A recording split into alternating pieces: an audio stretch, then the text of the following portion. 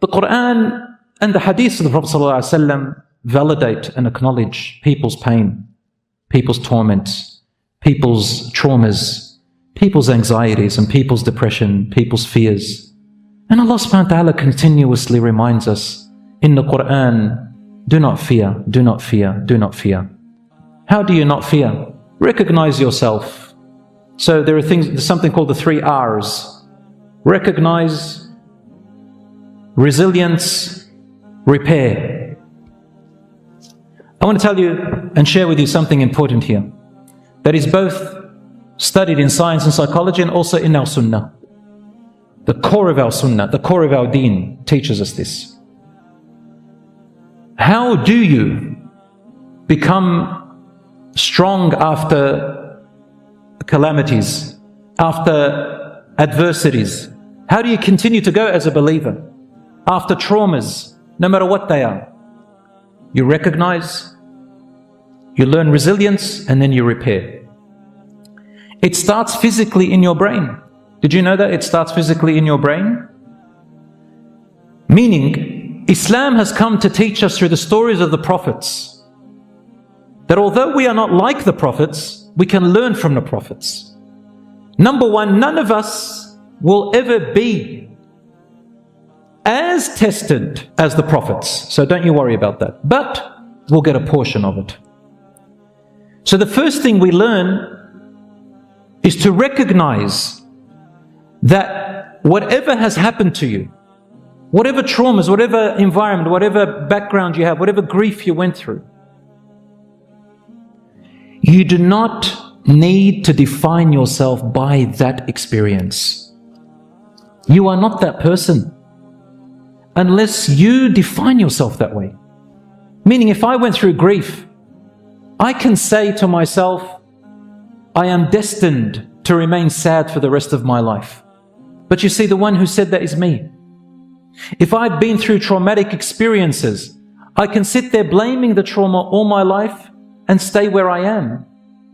Or I can believe that yes, bi'idhnillah, by the will of Allah, I can physically, bi'idhnillah, change my mindset. I can change my brain. I can change my brain. And anything.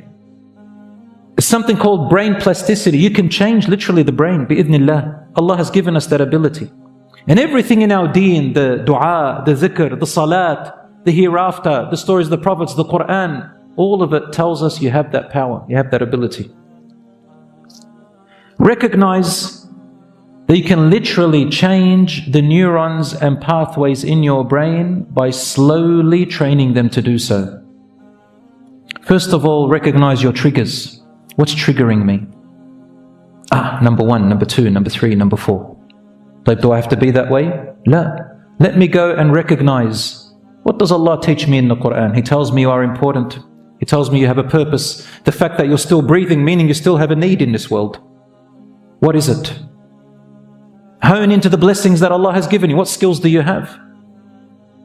Even if it's as small as a word that you can say. Even if it's as small as a little pamphlet that you wrote. Of course, make sure you know what you're writing and get advice, not just haphazardly. Something small. Wallahi, Allah subhanahu wa ta'ala doesn't look at the outcome, He looks at your effort. But bit by bit by bit, like little raindrops, they can penetrate through rocks and mountains. My brothers and sisters, when we look at Nuh alayhi salam, we find the test of losing his son forever. We're not just talking about a son or a child who's gone on drugs or gone with a gang. We're talking about a child who's lost both this world and he will never see him in paradise ever again. And the waves came and took him before his eyes, Nuh alayhi salam. So Allah subhanahu wa ta'ala tells you, be empathetic with yourself. You try as a parent to raise your children at the end. If you can't do anything and you try, don't blame yourself and beat yourself over it. Do other things, look after your other children, keep going. But at the same time, don't give up. But don't blame yourself so you don't be debilitated. When we look at Nuh alayhi salam's wife, she turned on him and joined the enemies too. But it didn't stop him from continuing. Yes, he grieved, yes, he cried, and that's okay. Islam did not come to tell you don't grieve, don't feel the pain, don't try to fight it.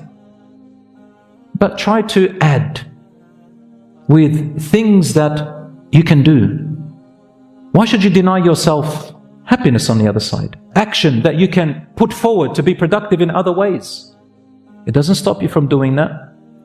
Recognize your triggers and remember that Ibrahim alayhi salam went through trouble with his own father, who told him, get out of my house, and if you stay here, I will stone you to death. لَأَرْجُمَنَّكَ, I will stone you to death. وَاهْجُرْنِي مَلِيًّا, get out. He disowned him onto the streets. But Ibrahim alayhi salam did not let the fact that he carries his father's genetics, or that he was born from a mother and father who had this attitude, he did not let that define him. He didn't sit there saying, because my father is like that, I'm going to be like that, I'm doomed. No. He took control of himself and he said, Ya abati, ya abati, ya abati, my dear father, my dear father, my dear father. He would not be like his father. And his words proved it. And in the end, even when he exiled and told him, get out, he said, Sa'astaghfiru laka rabbi. I'm going to ask Allah to pardon you, Dad. And then he said, Inni dhahibun ila rabbi sayahdin. I'm going to go to my Lord, He will guide me. And I've never been unblessed in my dua to my Lord. He recognized who else is there for him. Allah will never leave you. So do not define yourself with your past traumas. You can change it, inshallah. When we look at Asya, the wife of Pharaoh, she did not sit there saying, you know, that's it, the entire kingdom is against me. She smiled under torture and said, oh my Lord, build for me a house for you. She lost everything, so she gave it up. She said, oh Allah, build for me a house. There's still hope, inshallah. And on Yaqub alayhi salam lost his son and he went blind from sadness. He sat there and said, I'm not going to complain to you, my children. I'm going to go and complain to Allah subhanahu wa ta'ala my sorrow. I don't need you. Yunus alayhi salam in the belly of the big fish, he did not give up. He made a mistake, but he did not define himself by that mistake. He repented. La ilaha illa anta subhanaka inni kuntu min al-zalimin. The Prophet ﷺ said that one of among the best du'as that will relieve you from any worry or hardship or misery is to say, La ilaha illa anta subhanaka inni kuntu min al-zalimin. My Lord, there is no God worthy of worship but you. How perfect you are. I have been among the wrongdoers. Until Allah saved, and He says, وَكَذَلِكَ نُنْجِي الْمُؤْمِنِينَ. And whoever says this word, believing in it and having conviction in it, we will also treat them in this same way by doing what? نَجَّيْنَاهُ مِنَ الْغَمِّ. We saved him from the claustrophobia. The stories go on and on in the Quran about resilience next. Resilience. You can, insha'Allah ta'ala, change with little bits and pieces of actions. Exercise, changing the mindset, reading from the Quran and trying to learn from the prophets and the direction that Allah subhanahu wa ta'ala told you, having a support network, having people who can share with you optimism and so on. All of this, inshaAllah, can help you along the way. Have you ever sat with a friend where you were speaking your worries and that friend said a couple of words and you go, I never thought of it that way? Sometimes Allah subhanahu wa ta'ala brings you that help. My brothers and sisters, dua is very important, and a lot of people think that dua is only for asking Allah for things. And Allah kindly and gently tells us in the Quran, and when man goes through some adversity, He calls upon us night and day, and whether he's standing or sitting and crying with all his heart, and when we take away the harm away from him, he forgets that he ever called us. He forgets that he ever made dua to us. Allah subhanahu wa ta'ala is gently telling you, why do you forget? As if yesterday He wasn't calling upon us. Remember Allah also in ease. Dua is also talking to Allah.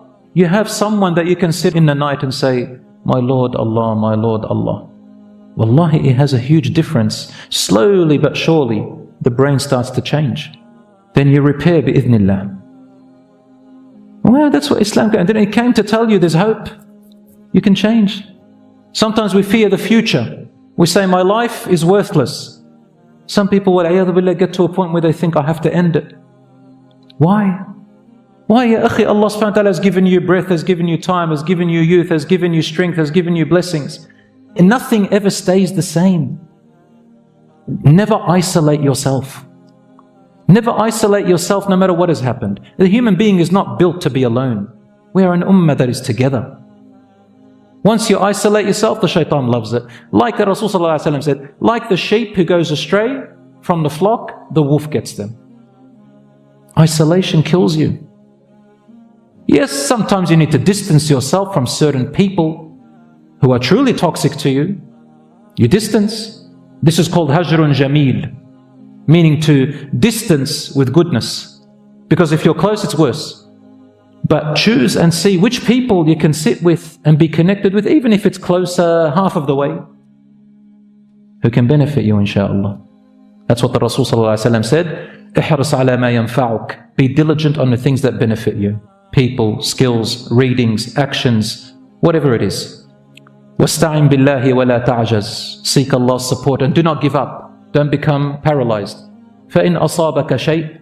But if a calamity befalls you, stopped you from your expectation and your goal and your plan, فَلَا تَقُلْ لَوْ أَنِّي فَعَلْتُ كَذَا كَانَ كَذَا. Never say, if only I had done such and such would have happened. وَلَكِنْ قُلْ قَدَّرَ اللَّهُ وَمَا شَاءَ فَعَلْ. Say, Allah has pre-measured in what He wills, He does. There is a wisdom behind it. فَإِنَّ كَلِمَةْ لَوْ تَفْتَحُ عَمَلَ الشَّيْطَانِ. For just merely saying, if only, and constantly saying and repeating and not getting out of it, it opens the door for the shaitan. What is the door of the shaitan? Debilitation, sadness, misery, loss, failure. You're good for nothing. For my brothers and sisters, remember your value to Allah subhanahu wa ta'ala. And remember about the people that if you were to harm yourself, God forbid, or for you were to go away, the people who love you, who you are harming, there are people who love you tremendously. You need to remember them. It's very normal for us to focus on the people who hate us, to focus on the people who want harm to us, to focus on the bad words that people say upon us. But Allah subhanahu wa ta'ala shows you there are others who love you, there are others who will support you, there are others who are making dua for you and you're making dua for them. There will always be the truth and the false, the right and the wrong, the helpers and the destroyers. There will always be. Which side do you want to take?